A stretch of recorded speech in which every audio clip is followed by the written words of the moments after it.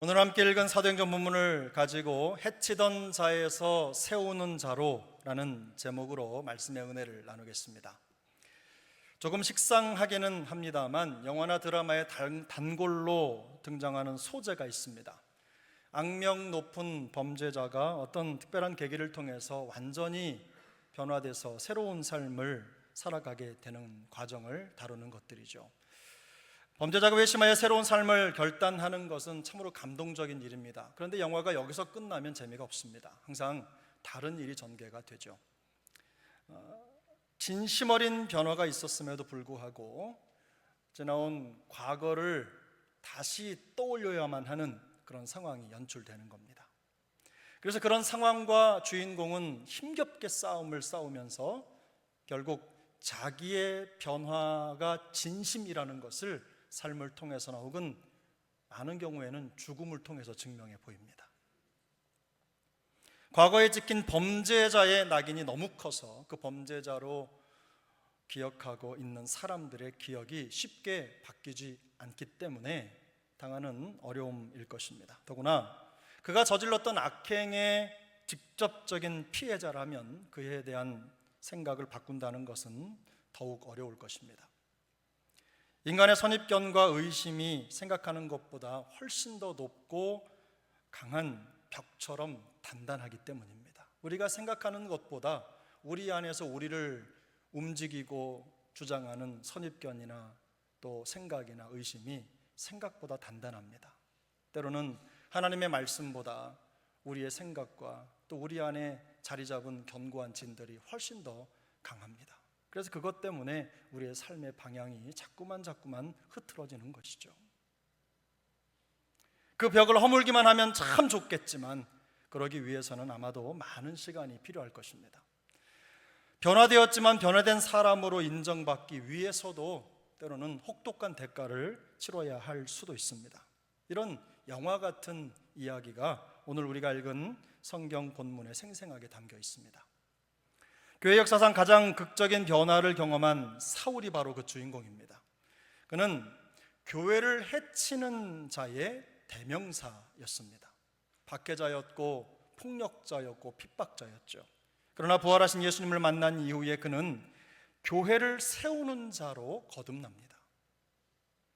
하지만 그가 진정한 회심과 변화를 경험했다는 것을 증명하는 여정은 결코 순탄하지 않았습니다. 극적으로 회심하고 변화되었지만 아직도 갈 길이 멀었습니다.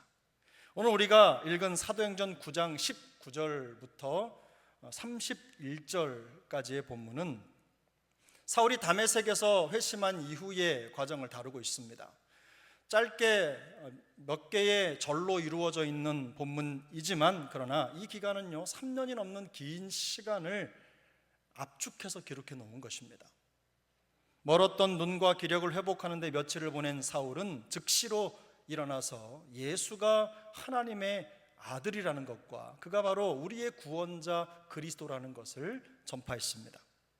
그것을 지켜보던 사람들은 너무 놀랐습니다. 왜냐하면 사도 바울이 180도 달라졌기 때문입니다.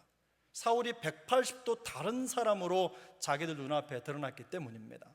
그리스도인들뿐만 아니라 그와 함께 기독교 박해를 공모했던 많은 유대인들조차도 당혹스럽기는 마찬가지였습니다. 예수님을 메시아로 믿고 따르는 사람들을 모조리 잡아들이려고 다메섹으로 왔던 사람이 아닙니까? 그런데 그가 어느새 예수님을 열정적으로 전하는 전도자가 되어 있는 것입니다. 본래부터 언변과 성경 지식이 남달랐고 웬만해서는 생각을 바꾸지 않을 만큼 지식과 신념이 뚜렷했던 사람입니다. 그런 사람에게 도무지 믿기지 않는 변화가 나타난 것입니다. 내가 눈으로 보고 있어도 이게 꿈인지 생시인지 잡히질 않는 거예요. 그런 놀라운 역사가 지금 사울에게 일어난 것입니다. 그러나 이 놀라운 변화 앞에서 사울은 두 개의 큰 장벽을 마주하게 됩니다. 회심 이후 사울이 자신의 인생에서 직면한 큰 장벽의 첫 번째 장벽은 바로 동료 유대인들의 살해 음모입니다. 본문 23절인데요 23절 함께 읽겠습니다. 여러 날이 지남에 유대인들이 사울 죽이기를 공모하더니, 불과 몇 달 전, 아니 며칠 전만 해도 사울은 유대인들의 동지였습니다. 그들과 함께 기독교인들을 박해하는 데 마음을 쏟았던 사람이었고, 그 박해의 핵심 인물이 바로 사울이었습니다. 그리스도인들을 잡아 없앨 일에 누구보다도 앞장섰던 사람이었습니다. 그런데 그가 갑자기 돌변하여 핍박하던 예수를 하나님의 아들이라고 증언하기 시작한 것입니다. 예수 그리스도가 나의 구세주요, 우리의 영원한 메시아다, 우리의 왕이시다, 우리의 구원자다, 이것을 선포하기 시작한 것입니다. 유대인들에게 이것은 단순한 변절이 아닙니다. 그저 생각 조금 바꾸고 태도 좀 바꾸는 그런 게 아니에요. 자신들의 신념과 신앙 체계를 밑바닥부터 흔드는 아주 엄청난 위협이었던 것입니다. 더군다나 사울은 그들의 리더였습니다. 리더가 회심하여 그리스도께 돌아왔다고 하는 것은 그들에게는 엄청난 충격이었죠. 가장 강력한 아군이 가장 위협적인 적군이 되어 나타난 것입니다. 불과 며칠 만에 일어난 일입니다. 어제의 아군이 오늘의 적군이 되는 이 변절의 역사는 우리의 현실에서는 그렇게 생소한 일은 아닙니다. 어디 가나 만날 수 있는 사건이고 일인데 그렇게 특별하지도 않은데, 그런데 당시 유대인들에게 사울은 너무도 강력한 위협이었어요. 더구나 그들은 사울의 논리와 변증을 감당할 수 없었습니다. 너무 똑똑한 사람이었기 때문에. 그러자 그들은 극단적인 방법을 선택하는데요, 사울을 죽이기로 결정한 겁니다. 그래서 사례를 공모합니다. 24절을 보면 그들은 밤낮으로 성문까지 지키며 사울을 죽이는 데 혈안이 되어 있었어요. 이들이 성문을 지켰다고 하는 것은 그들이 그 당시에 요즘으로 말하면 공무원들과 한 통속이 되어 있다는 말입니다. 성문을 지키는 국가 공무원, 이 성의 공무원들이 사울의 동태를 파악하고 있다는 말이에요. 빠져나갈 구멍이었습니다. 그래서 그의 제자들이죠, 사울의 제자들은 사울을 광주리에 담아서 성 밖으로 내려서 도피를 시켜야만 했어요. 이것이 변화된 사울이 마주하게 된 첫 번째 참혹한 현실이었습니다. 사울이 마주한 두 번째 장벽은 같은 그리스도인들의 선입견과 의심입니다.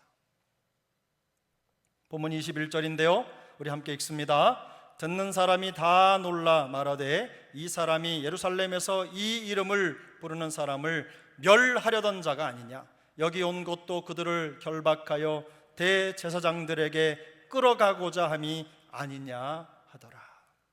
당시 그리스도인들은 사울의 변화를 눈으로 보고도 믿을 수가 없었습니다. 지금 내 앞에서 복음을 전파하고 있는데 그 광경을 보고도 믿기질 않는 거예요. 자신들을 멸하려던 자가 자신들처럼 예수를 전하는 아주 기이한 현상이 발생한 것입니다. 이 상황을 선뜻 받아들이기가 너무 힘들었던 거예요. 그래서 사울을 의심합니다. 본문 26절을 보면 이런 말씀이 있죠. 사울이 예루살렘에 가서 제자들을 사귀고자 하나 다 두려워하여 그가 제자됨을 믿지 아니하니. 21절 본문과 26절 본문이 오늘 우리가 한 본문으로 보고 있지만 이 상황 안에는요, 시간적인 긴 상황이 들어 있습니다. 21절과 26절의 상황이 바로 연결된 일이 아니에요. 그래서 25절과 26절 사이는 한 절밖에 차이가 나지 않지만 이 사이에는 3년 이상의 긴 시간이 담겨 있는 겁니다. 다메섹에서 복음을 전파하던 사울이 제자들을 만나기 위해서 예루살렘에 간 사건이 바로 3년 후에 있는 일이기 때문이에요. 그 사건과 다메섹에서 복음 전하던 사건이 연결되어 있는 것입니다. 최소한의 3년의 간격이 있는 거예요. 그러니까 3년이라는 시간이 흘렀는데도 불구하고 사람들의 인식 속에는 사도 바울, 이 사울이 어떤 사람인지 그 머릿속에서 지워지질 않는 거예요. 짧은 시간이 아닙니다. 그러나 그동안 사울은 여러 곳에 다니면서 복음을 전파하고 또 이곳저곳에서 자기의 변화를 드러내는 증명되는 사역을 감당했지만 그것으로도 충분하지 않았어요. 그럼에도 불구하고 이 예루살렘에 있었던 이 성도들이 여전히 그를 사울을 받아들일 수 없었던 것입니다. 사울은 여전히 잔인한 박해자라는 기억을 지울 수 없었기 때문입니다. 그는 신실한 스데반 집사님을 돌로 쳐 죽이는 일에 동조하고 그것을 변호했던 박해자입니다. 살기가 등등했던 사람이었어요. 집집마다 찾아가 성도들을 찾아내 끌어내고 그들을 때리고 옥에 가두고 죽였던 사람이 바로 사울입니다. 핍박자입니다. 그가 남긴 상처가 너무 컸습니다. 사울은 박해자라는 선입견이 너무너무 그들의 마음속에 강력하게 남아있었기 때문에 3년이라고 하는 긴 시간도, 그가 새 사람이 되었다고 하는 소문도 이 모든 것을 덮을 수가 없었던 것입니다. 그들의 두려움과 의심은 어쩌면 당연한 것이죠. 그럴 수밖에 없습니다. 그들에게 너무 깊은 상처를 남긴 사람이었기 때문입니다. 그가 변화되었다는 소식이 거짓말 같고 그를 믿는 것이 큰 모험처럼 느껴졌을 것입니다. 아마 그들 중에는 사울이 영원히 변화되지 않기를 바라는 사람들도 있었을 거예요. 왜냐하면 그렇게 살다가 하나님의 심판받아서 지옥에 떨어지라고, 지옥에나 가라, 하나님이 너를 꼭 죽이실 것이다, 처참하게 물리칠 것이다, 이런 마음을 가지고 있었던 사람이 왜 없었겠습니까? 그런데 생각대로 되지 않죠. 하나님이 그를 변화시킨 거예요. 그런데 이처럼 사울은 과거의 동료들에게는 죽음의 위협을, 그리고 그리스도인들 동역자들에게는 선입견과 의심으로 배척을 당하는 이중적인 고통을 직면하고 있었던 것입니다. 하지만 적어도 우리는 이 과정을 통해서 우리 하나님께서 여전히 역사하고 계시다는 걸 발견할 수가 있습니다. 하나님은 누구든지 주님이 원하시면 구원하실 수 있는 분이신 줄 믿습니다. 하나님은 당신이 원하시면 누구든지 변화시키실 수 있다는 진리가 이 과정 속에 흐르고 있는 것입니다.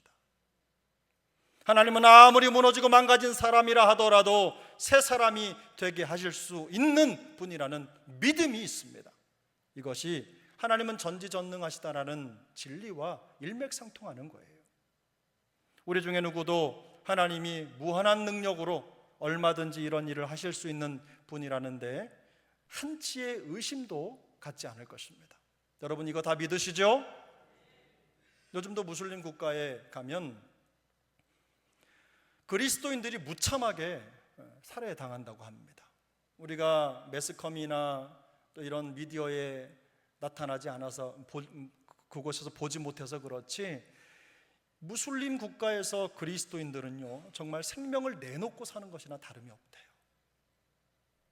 걸리기만 하면 그냥 길거리에서도 무참하게 살해를 당하는 일들이 비일비재하다고 합니다. 박해가 일어나고 있는 것이죠. 설령 그리스도인들을 죽이고 박해하는 이슬람의 이런 테러리스트나 혹은 그보다 더한 사람도 예수를 믿기만 하면 변화될 수 있다는 믿음이 우리에게는 있습니다. 그래서 여러분, 우리 지금 하나님의 말씀을 듣는 여러분 중에도 하나님, 이 죄 안 되죠, 이것만큼은 안 될 거예요, 이런 생각 갖지 마시기 바랍니다. 하나님은 우리를 살리실 수 있습니다. 변화시킬 수 있습니다. 새롭게 할 수 있습니다. 다시 이렇게 세울 수 있습니다. 그걸 믿으시고 가시면 되는 거예요. 그런데 여러분, 하나님이 그런 분이라는 거 우리가 다 믿지요. 그런데 변화된 사람을 우리의 동료로, 새 사람으로 받아들이는 것은요 전혀 다른 차원의 얘기예요. 하나님이 그런 분이라는 건 믿지만, 그러나 하나님이 그렇게 변화시킨 사람을 내 동료요, 내 친구요, 내 가족으로 받아들이는 게 이게 보통 문제가 아니라는 겁니다. 하나님이 하셨다고 고백을 하면서도 머릿속에 깊이 박힌 선입견과 의심을 떨쳐버리기란 결코 쉬운 일이 아니기 때문입니다. 하나님은 한 사람을 완전히 변화시키실 수 있지만 우리의 사고와 선입견이 바뀌지 않으면 그 변화를 온전히 받아들이지 못하는 한계를 드러낼 수밖에 없는 것입니다. 우리 역시 사울이 바울이 된 것 같은 그런 놀라운 변화의 삶을 살기를 원합니다. 놀라운 변화의 주인공이 되기를 원합니다. 그래서 그렇게 그야말로 개과천선한 것처럼 완전히 새로운 삶을 살기를 원하는 거예요. 우리 바람이죠. 근데 실상은 그렇지 않은 경우가 훨씬 더 많습니다. 변화된 사울의 삶이라기보다는 그를 죽이려고 살해를 공모했던 유대인들, 그런 모습이거나 혹은 선입견과 의심에 사로잡혀서 변화된 사람을 밀어내고 그를 대적했던 그 그리스도인들의 모습이 바로 우리의 모습과 더 가까워요. 변화는 열매로 나타나는 법인데 우리의 신앙생활이 맺는 열매가 그걸 증명합니다. 예수님을 믿은 이후로 일평생 성경을 읽습니다. 그리고 매일 하나님의 말씀을 듣습니다.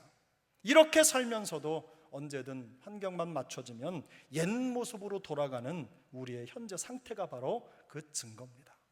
우리가 바로 사도 바울 같은 인생을 사는 게 아니라 변화된 사람들을 대적하고 의심하고 선입견을 가지고 판단하는 그런 모습으로 살고 있다는 증거가 바로 그거예요. 하나님의 말씀에 압도된 삶이 아니라 내 마음속에 있는 선입견과 의심이나 생각에 지배받는 삶을 살고 있습니까? 저부터도 그렇습니다. 연약한 거죠. 부족한 겁니다. 걸핏하면 본성 속에 깊이 뿌리 박힌 선입견, 의심, 불신, 두려움을 드러내는 우리의 성향이 바로 그 증표입니다. 사울의 변화 앞에서 유대인들과 그리스도인들이 보인 적대 혹은 선입견, 이 의심의 반응이 바로 우리의 모습이 변화받은 사울이 아니라 바로 이런 사람들의 모습과 더 가깝다는 것을 보여주는 하나의 그림입니다. 그걸 부인할 수 없는 겁니다. 왜 이런 현상이 생기는 것일까요? 하나님이 하셨어도 내가 아니면 아니라는 삐뚤어진 사고를 고치지 못하기 때문입니다. 하나님이 용서하셔도 내 감정에 화가 풀리지 않고 용서가 되지 않으면 안 된다는 생각을 하고 있는 거예요. 하나님의 모든 것을 변화시키시고 새롭게 하실 수 있다는 믿음을 고백하고는 있지만 자기 자신만큼은 그 하나님의 능력의 예외로 생각하고 있는 겁니다. 원론적으로는 하나님의 종이라고 고백하지만 현실적으로는 하나님보다 더 높은 자로 행세를 하는 것이죠.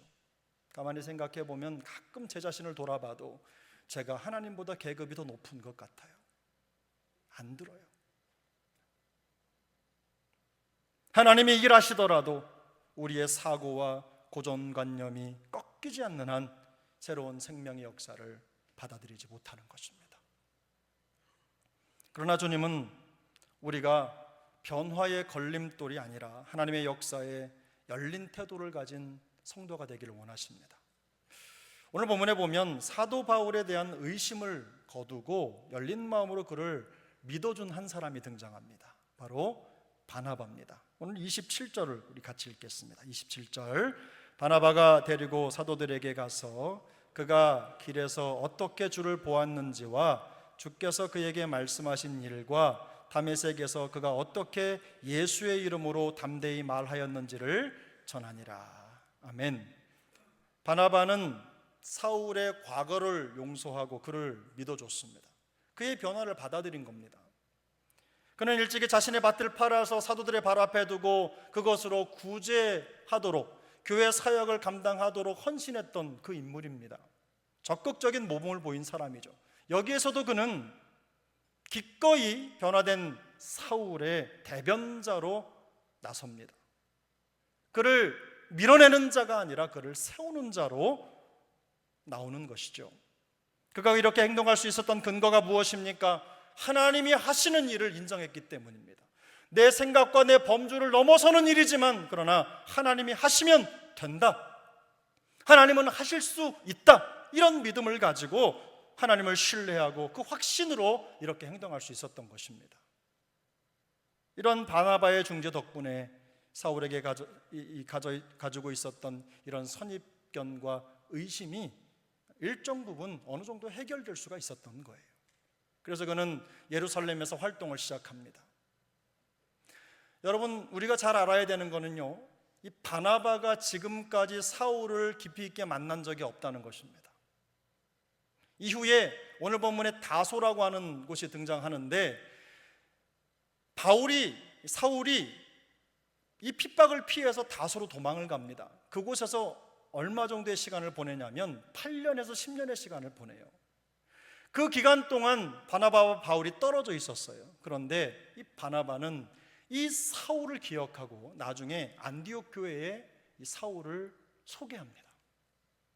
끝까지 책임지는 사람이 되는 거예요. 자기 마음으로 받은 그 사람을 세워주는 역할을 감당하는 것이죠. 여러분 생각해 보십시오.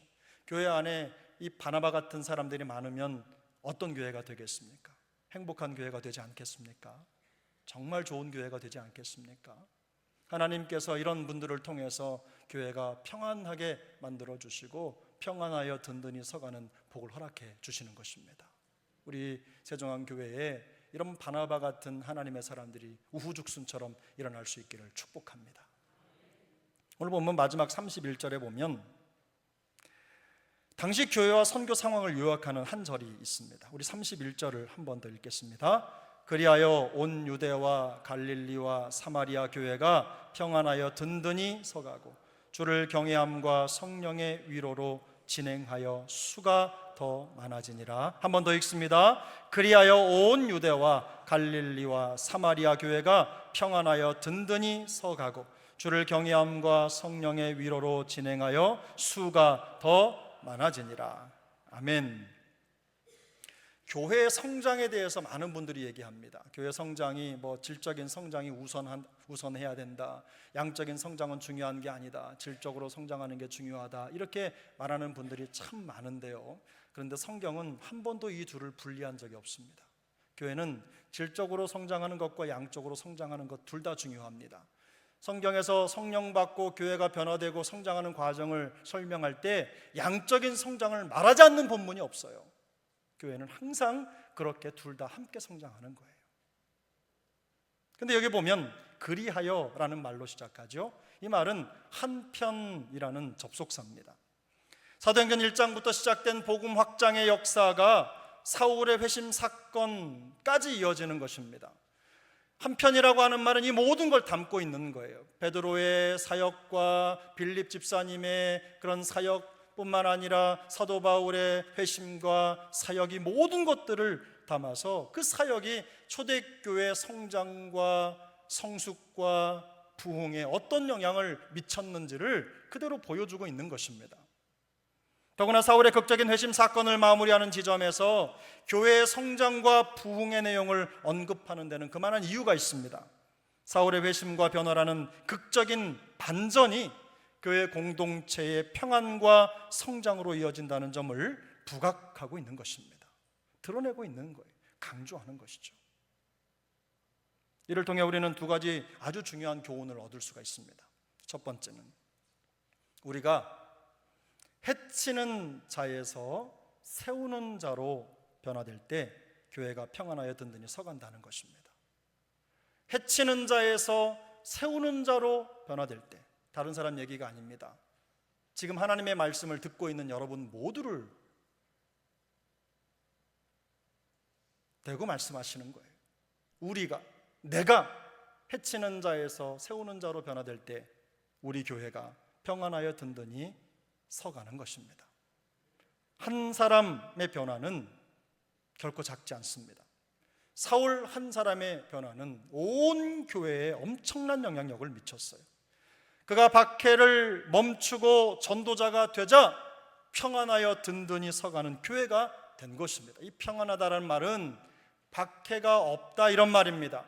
박해자가 전도자가 되었으니 박해가 없는 것이 당연한 거예요. 태어난 지 얼마 되지 않은 어린아이와 같은 초대교회입니다.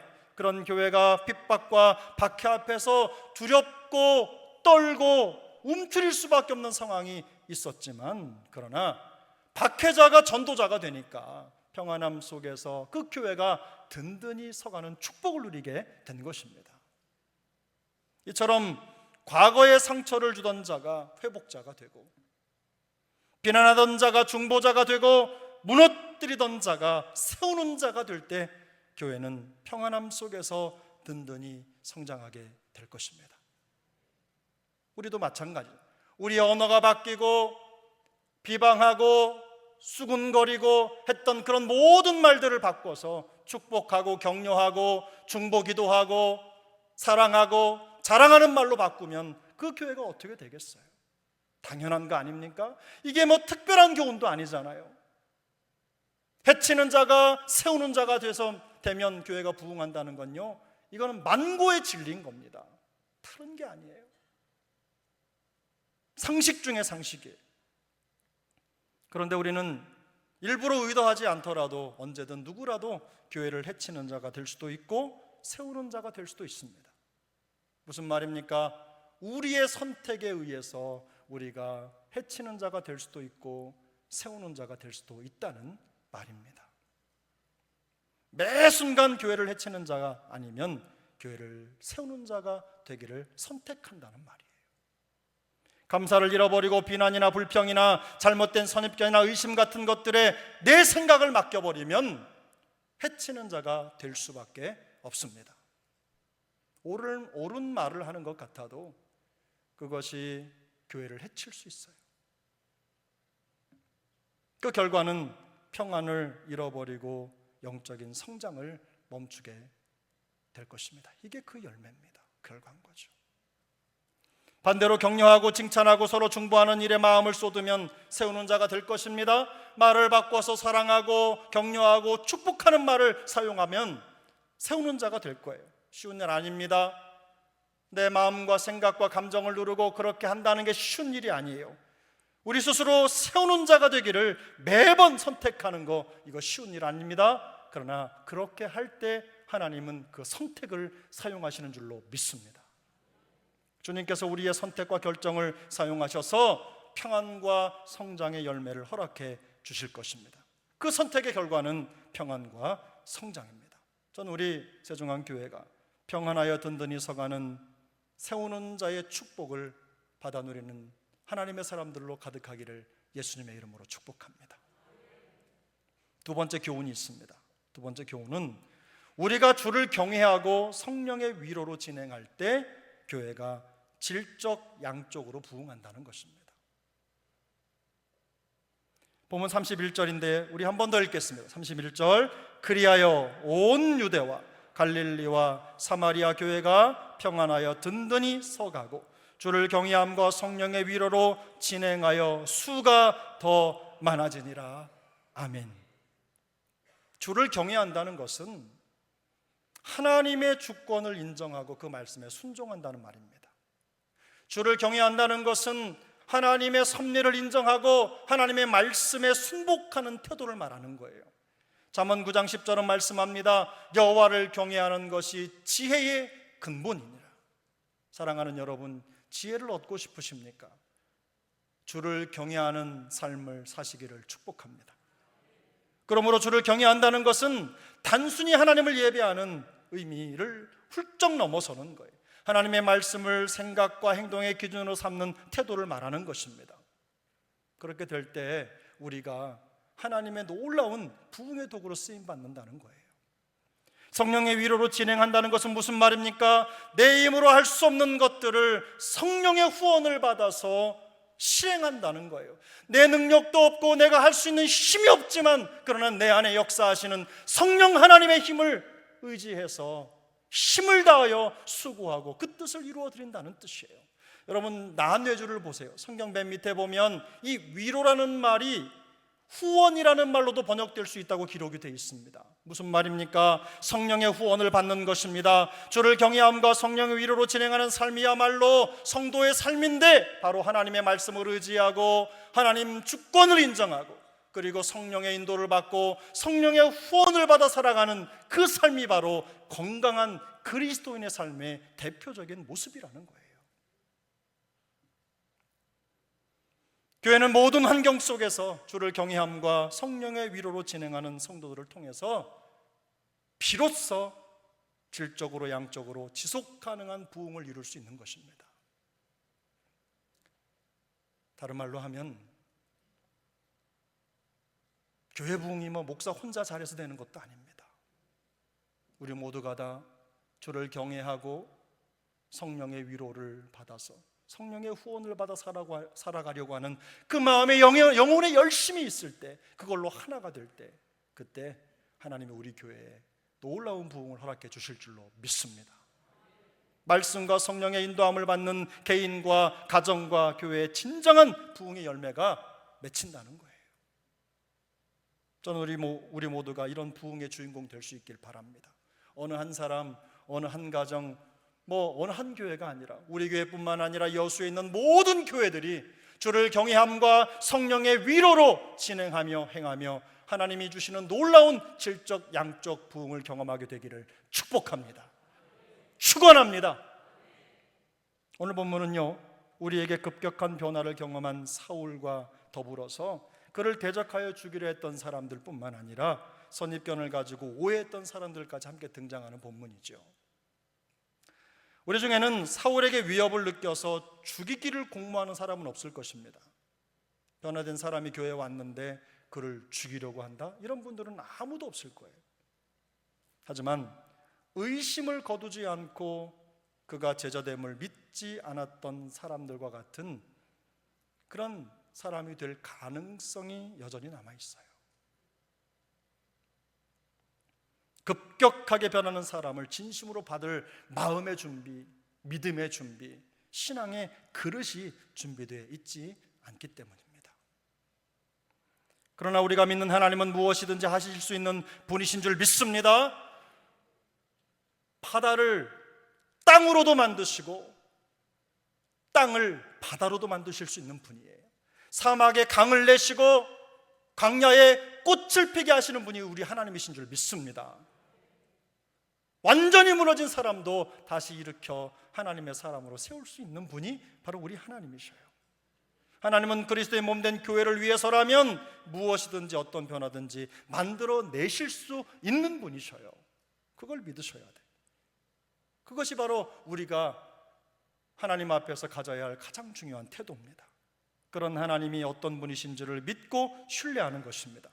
우리의 한계가 아니라 무한하신 하나님을 인정하는 것입니다.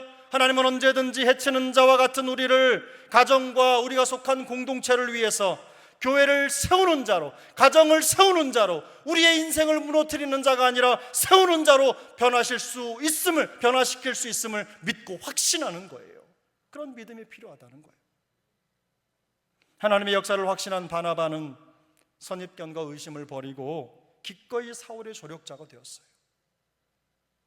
아마 많은 사람들이 만류했을 것입니다. 그렇게 하지 마.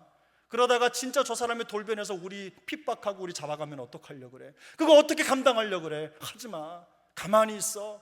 이런 사람들이 왜 없었겠어요? 그러나 바나바는 확신했어요. 이것이 하나님의 역사고 하나님이 그를 만지셨다면 반드시 변화된다. 새로워진다. 다른 사람이 되었다. 이걸 확신하는 거예요. 사울을 변화시킨 하나님의 은혜, 바로 그 은혜를 선택하는 그 행동 하나로 바나바는 주를 경외함과 성령의 위로로 행하는 사람의 모범이 된 것입니다. 하나님은 우리도 바나바와 같기를 원하십니다. 변화에 대한 열린 태도와 믿음을 가지고 우리 개인과 가정과 교회를 평안과 부흥으로 이끌어가기를 원하시는 거예요. 그런 도구가 되기를 원하시는 거예요. 우리가 해치는 자에서 개인과 가정과 교회를 세우는 자로 변화되기 위해서 필요한 것들이 있습니다. 복잡한 게 아닙니다. 사실 그 엄청난 삶의 주인공이 되는 게 어려운 게 아니거든요. 예를 들면 이런 것들입니다. 매일 매 순간 하나님의 은혜로 새롭게 살겠다는 마음에 새로운 결단을 갖는 것입니다. 주위의 복음 안에서 변화된 사람들을 받아주는 것입니다. 내 마음속에 불쑥불쑥 올라오는 선입견과 의심들을 누르는 거예요. 믿음으로 누르고 말씀으로 누르고 성령의 능력으로 누르는 거예요. 그러면서 열린 마음으로 그들을 대하는 거예요. 주를 경외하고 성령의 위로로 행하기 위해서 필요한 것들이 있습니다. 말씀과 기도로 하나님과의 관계를 더욱더 돈독하게 만들어가는 일에 마음을 쏟아야 되는 거예요. 말로만 성경 읽겠습니다, 기도하겠습니다, 이런 공수표 남발하는 인생이 아니라 진짜로 말씀 읽고 하나님의 말씀 묵상하고 진짜로 하나님 앞에 기도하면 하나님이 그 기도를 통해 우리 안에 필요한 말씀을 주실 줄로 믿습니다. 진짜 기도해야 돼. 진짜 말씀 봐야 돼요. 진짜 묵상해야 돼요. 여러분 온 마음을 다해서 진짜로 하나님을 예배하면 하나님이 그런 은혜를 우리에게 부어주실 줄로 믿습니다. 오늘 본문에서 성령의 위로라는 이 표현, 위로라는 말 말씀드렸죠? 후원이에요. 후원. 누구의 후원을 받습니까? 성령의 후원을 받습니다. 성령의 능력을 의지합니다. 우리 안에 말할 수 없는 탄식으로 우리를 위해 기도하시며 우리를 이끌어 가신 그 하나님, 그 성령님의 능력을 우리가 쉬는 거예요. 그 힘을 의지하고 어떻게 해요? 우리도 힘을 다하여 수고하는 거예요. 우리의 능력이 아니라 우리 안에 역사하시는 그 하나님의 능력을 의지하고 힘을 다하여 수고하는 거예요. 그게 바울의 고백입니다. 영적으로 후원하고 서로를 격려하며 세워주는 것, 이게 얼마나 중요한지 몰라요. 저는 우리 교회에 이런 영적인 역동이 다시 살아날 수 있기를 축복합니다. 우리 모든 성도님들이 어느 한 사람이 아니라 모두가 다 주를 경외함으로 성령의 위로를 통해서 성령의 후원을 받아서 행하면서 주님의 몸된 교회와 가정과 삶의 현장에 놀라운 부흥을 경험하게 되시기를 예수님의 이름으로 축복합니다. 여러분, 이처럼 평안하여 든든히 서가는 은혜가 우리 모두에게 있기를 바랍니다. 해치는 자에서 세우는 자로 또 주를 경외함과 성령의 위로로 행하기를 결단하는 우리 모두에게 하나님의 은혜가, 부흥의 역사가, 평강과 또 하나님의 치유와 회복의 놀라운 기름 부으심이 더욱더 풍성히 임하기를 예수님의 이름으로 축복합니다.